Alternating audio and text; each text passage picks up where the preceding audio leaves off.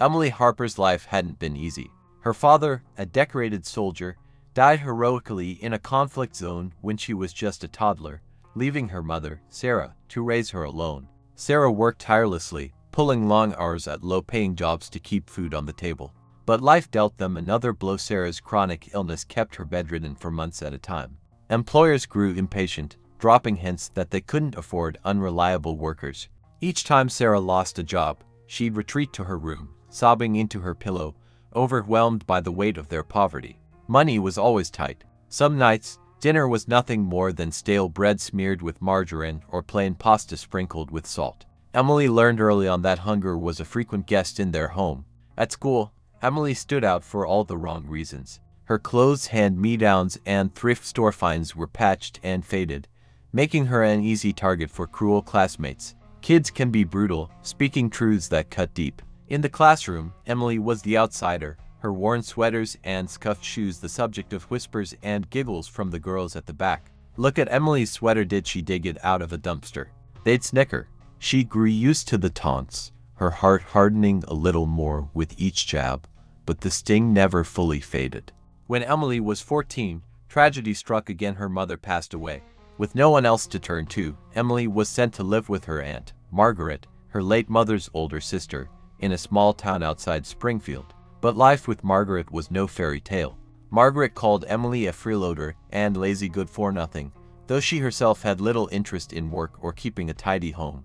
Quick to see Emily's potential, Margaret piled every household chore on the teenager: cooking, cleaning, laundry, you name it. Worse, she sent Emily on errands to the corner store to fetch cheap wine, relying on her friend Linda, the cashier, to slip her a bottle on credit. Margaret loved her evening glass of red, and when money ran dry, she wasn't above borrowing homemade cider from a neighbor.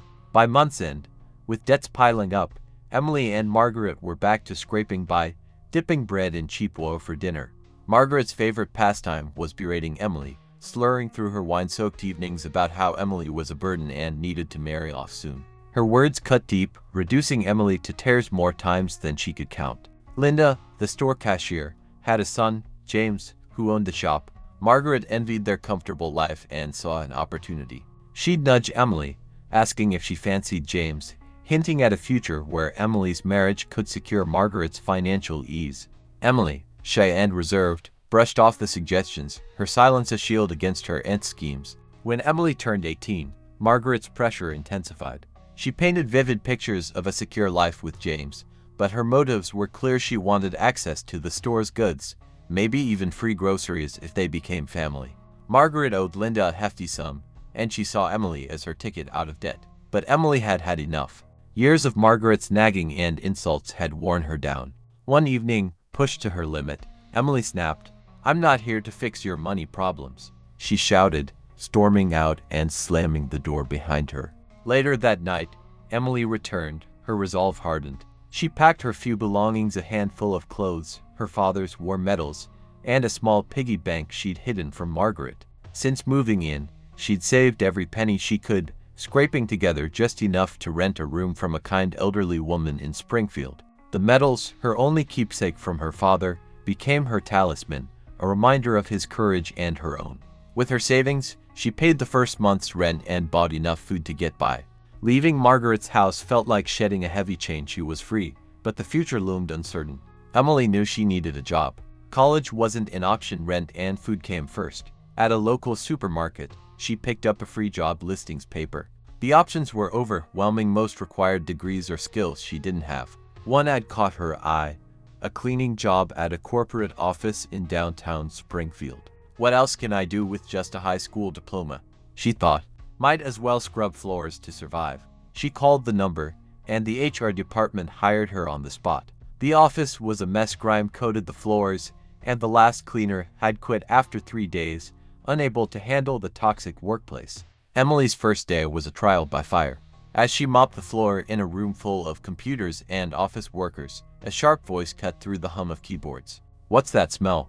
A stunning but venomous woman stood over her, her dark brows arched, her almond-shaped eyes glinting with malice. Her jet-black hair and sharp cheekbones gave her the air of a storybook villain. "Your mop reeks. Go rinse it properly," she barked. This was Marianne, the office's self-proclaimed queen, whose beauty was as sharp as her tongue. Emily, clutching her mop, overheard two guys near the door whispering about her figure, comparing her to poor Cinderella in her faded clothes. Unlike Marianne's icy allure, Emily's beauty was soft big gray eyes, a high forehead, and light blonde hair tied in a messy ponytail. Even her outdated, baggy clothes couldn't hide her graceful frame. Marianne's wrath didn't stop at one outburst. She rallied the office against Emily, mocking her thrift store chic wardrobe and rallying colleagues to join in. Emily wanted to snap her mop in half and walk out, but her empty piggy bank kept her grounded. She rinsed the mop and kept cleaning, ignoring the snickers. Each day felt like wading through poison. Marianne's influence even turned the bosses against Emily, painting her as incompetent. Only one person showed her kindness, a young man named Ethan, who jokingly called her Cinderella on her first day. One evening, as Emily finished late, Ethan waited outside and invited her to a nearby cafe. They laughed and talked, his warmth a stark contrast to the office chill. For the first time in ages, Emily felt seen. But the next day, one of Marianne's cronies cornered Emily in a hallway. "You're an idiot if you think you can steal Ethan," she hissed. "He's Marianne's boyfriend, they're practically engaged. She'll ruin you if she finds out you went to that cafe." Sure enough, Marianne unleashed a new wave of torment. The next morning, as Emily entered the office, a mocking song blared from someone's phone. "Hello, thrift store princess." Marianne, with a fake serious face, asked where Emily got her vintage sweater and called her worn boots retro treasures. The office erupted in polite giggles, no one daring to cross the queen bee. Emily's heart sank. Even Ethan, who'd seemed so kind, joined in the laughter, avoiding her gaze in the hallways. He liked his job too much to risk Marianne's wrath. She was slated to become department head soon. Emily saw him for what he was, a spineless opportunist, chasing career points over integrity. Emily's spirit wavered, but quitting wasn't an option. When she'd signed her contract, she hadn't read the fine print. Leaving before a month meant forfeiting her pay. She needed every cent, especially now that she had a new responsibility.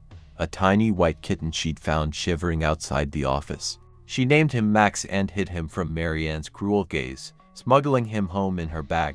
Her landlady, a sweet old woman, welcomed the kitten. Emily shared her last bits of yogurt with Max, determined not to let him go hungry. Salvation came when the company's CEO, Nathan Brooks, visited the Springfield office. A former military man, Nathan was imposing yet fair, with a no-nonsense demeanor. Marianne, his favorite, greeted him with a syrupy smile, accidentally knocking over a coffee cup and blaming Emily for the mess. "This new cleaner's useless," she said, pointing at the stain. "My desk's a pigsty because of her." Nathan's eyes narrowed. He summoned Emily to his office, his tone stern. "Why is the office a mess?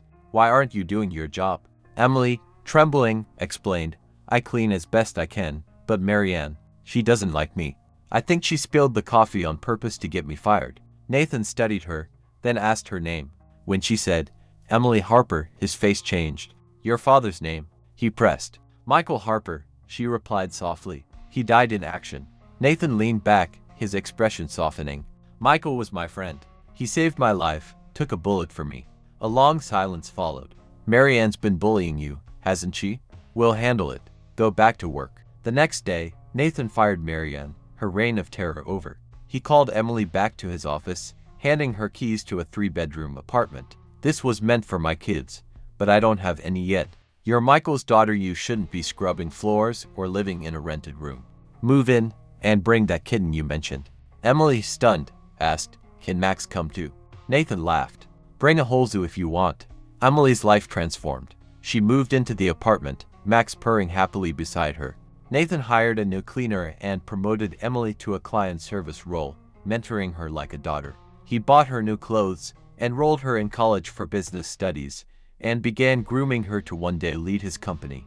Ethan, now free from Marianne, tried to rekindle things, but Emily saw through his cowardice and turned him down cold. She'd learned her worth. One day, at a pet store buying food for Max, Emily accidentally knocked over a can.